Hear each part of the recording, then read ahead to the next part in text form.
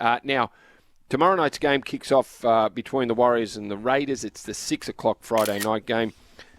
We've spoken about it here. We've interviewed Jared Croker, plays his 300th game, but the team arriving, the visiting team are there to spoil the party, and we've got the Warriors coach online. G'day, Andrew. Hey, boys, how are you?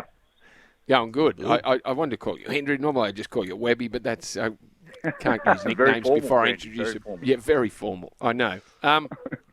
Mate, big win against the Dolphins last week, and you really needed it, didn't you? Even though the season had been going well and there's been lots of talk about the Warriors being an improving side, coming into that game against the Dolphins last week, you're only one from your last 5, so you desperately needed to get the 2 points, not just a good performance.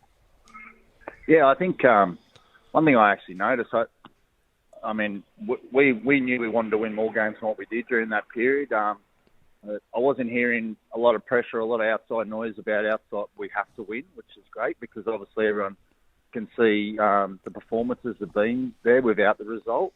But at the end of the day, we all get paid to win, so it was important to put a good performance in that actually resulted in a win. And I thought it was probably our best performance of the year, actually. So it was really timed, and we needed it. Andrew, calling the game on Fox League last weekend again, and I made the statement, unabashed Shaun Johnson fan. Maybe he's number one fan, but I have to be honest with myself. I thought Shaun Johnson's career was over. I shook my head in admiration. Yeah, like incredible performance. Shaun Johnson, what have you done? What's the trigger? Is it all in the lap of Shaun Johnson, how he's turned this around, or did you plant a few seeds for Shaun? Did you start training him differently, tactically? Advise him differently? What's been the key to Shaun Johnson's revival?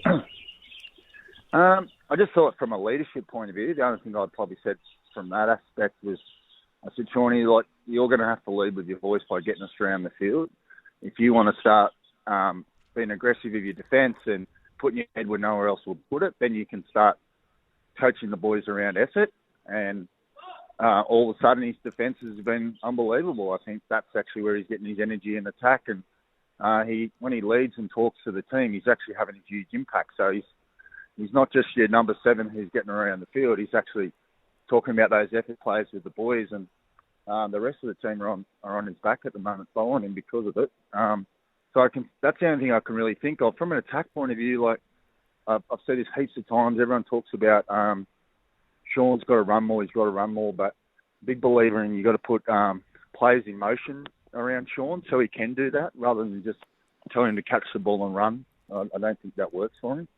So the more players we have moving and Shaun on the ball playing more, getting his hands on it, more opportunities for him to run. So they're the only things I can think of. But you can see that Shaun's very motivated, and I think he deserves all the praise for that. Yeah, it's been a treat to watch him because as Vossy, I've been a big fan of Shaun Johnson's right from the start to 2011 when he burst onto the scene, and because no one can do things like Shaun Johnson does them. They can all try, but no one looks as good as Shaun Johnson. So been a big fan, but the turnaround in him, Webby, is amazing. Now, Vossy said, coming into the week, he said, I think the Warriors, they certainly deserve credit for the players they've recruited. The recruitment might be the best in the game, in the NRL. And you'd be happy with the players you bought, not superstars, but solid names and performing to their best. Mitch Barnett returned. He's back on the field. Luke Metcalf is back on the field. So you're getting some back that were injured, but your recruitment has worked a treat. Yeah, I think the big thing about the Warriors' identity has been always flashy. Quick passes, you go back to early Lauatiti days where it was very flamboyant. We're not saying that we don't want to be like that. If that became natural and worked out, that'd be great. But we wanted a team that wanted to work hard. And even before I came along, I felt like the club were recruiting in that manner. So Mitch Barnett, I thought, Marasimi, Corey, those guys are hard workers. They're aggressive. And I feel like our identity is sort of changing, that we're willing to grind a team down rather than just to beat them with how flamboyant we can be. So I think, there's got to be a lot of praise to the recruitment. Our big thing is we just want to compete as hard as we can for as long as we can. If we do that, something good will come of it. But you've got to have the players who actually want to compete. And I think we're heading in that right direction by the way we're recruited, and we're going to continue to recruit. Andrew Webster, our special guest, the Warriors coach. Warriors sitting 7-6, and nothing's been won yet. Nothing, but the tangible proof is there that there's conversations in New Zealand. Of course, we have SEN right across New Zealand, our stations. And the other day I was interviewed on Monday, Andrew, on the program there, SENZ, and they said New Zealand's national team, that rugby is not exactly flying high at the moment, even though the Super Rugby competition, it's not exactly, dominating.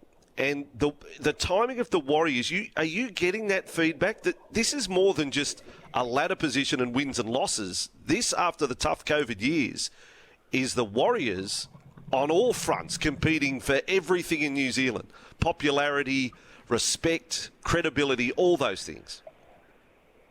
Bossy, I can't begin to tell you the noise and the support, positive support about the Warriors in New Zealand. Auckland, obviously, Brandy's lived there, and when you start performing well and do the fans proud, they come out in force. So we do only one game out of 5, like you said, and we go to Mount Smart on the weekend and get a full house. So the support and like you said, it's becoming the national team, because we've played games all around New Zealand, trial matches, club games, and they're sellouts.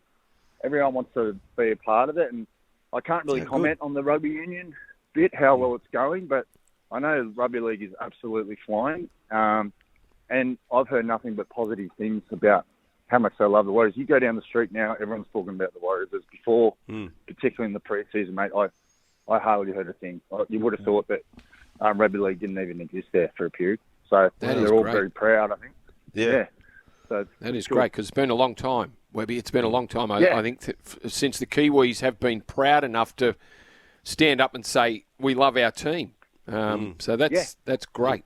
Let's go on Warriors. Yeah. Let's go on Warriors. Now, you have to be the most unpopular team on the planet now come Friday night, because it's Jared Croker's 300th. Now, that's, and the build-up's been enormous. He's one of the good guys. How do you divorce the team, the Warriors, from that emotional side? Croker just another player, just a number?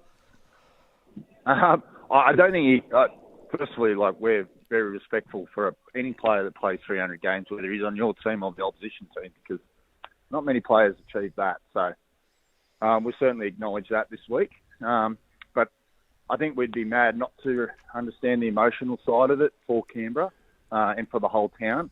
When we've just arrived, and in every paper, every news story in Canberra, you can see just how big of a deal it is and how much they want to honour his 300th game. So I think it would be mad not to think there's not going to be a lot of emotion, a lot of energy and aggression from the Raiders, particularly early in this game. So we're going to have to match that intensity. But as far as the type of game we want to play, nothing changes there for us. We know how we want to do it, and we want to win really badly. We're not about spoiling the party. We're just fighting as hard as we can for 2 points. And to do that, we know we're going to have to match their intensity early. Well, it's a game highlighted by that milestone for Jared Croker. GIO Stadium will be a sellout, I'm sure. It will be jam-packed down in Canberra. Webby, congratulations on what you've done so far, but there's plenty of footy to go. All the best this weekend and for the rest of the season, mate. Thanks for joining us. Cheers, boys. No, thanks for the support. Catch you later. Great stuff. Yeah, when we're talking about recruitment, then is he the best signing? Andrew Webster. Let's be honest. Andrew Webster has proven to be a great signing for the Warriors. What he's done, the way he presents, obviously the things he's spoken about, everything, the training had to be rugby league related. He's definitely backed his own philosophies, and he's getting results. Good stuff there from Andrew Webster, and that is true for our listeners listening across Australia. They're talking about the Warriors being the national team. It's exactly what he said positivity. then. They played the Dolphins last weekend, Vossy. They'd only won one from their last 5 games. 23,000. Yeah, they sold it out. It was a sellout. Let's go to the open line with the Warriorholic from Wellington. Warrior. Excellent. Morning, gentlemen. Last call in before I head to Japan again, so you get the roving reporter back. Just wanted to quickly call up on the back of that Webby interview. That was outstanding. And I've got a quick question for Brandy, if you wouldn't mind. All this talk over the past couple of years about the up-and-coming assistant coaches, and it was always about Riles and Ciraldo. And I never once heard Webby's name mentioned. Yet, No. the first time I ever heard him speak as the new Warriors coach, I went out and put $50 on him to make the 8 because everything about him just screams a guy who just comes across as a natural-born leader. And I'm wondering why it is he never really got on the radar of the other clubs.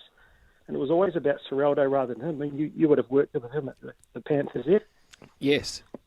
And isn't that interesting that you say that about how people handle themselves in the media? And I know, you can talk a good game, but you mightn't have much substance. But I felt exactly the same. Now, the moment I started, and my involvement with Andrew Webster, was we'd chat things, at certain stages through a week and I'm not out there all the time. I don't live the Penrith system. I'm out there once a week, twice a week when I can get out there, and sometimes I don't even go to the training. That's not part of what I do at Penrith. But I think you can tell a lot how someone handles the media and how they speak. And I agree with you, Warriorholic. When I've heard Andrew Webster in front of the media talk about his side, talk about the Warriors, very impressive. Whereas there's some coaches, I go, well, he's not selling me. He's not selling me. Now, that doesn't always mean that they can't coach, but I think it helps, Warriorholic. So I'm with you. Warriorholic, you enjoy your trip to Japan and give us a call from over there. It'd be great to hear about how good rugby league's doing in Japan as well.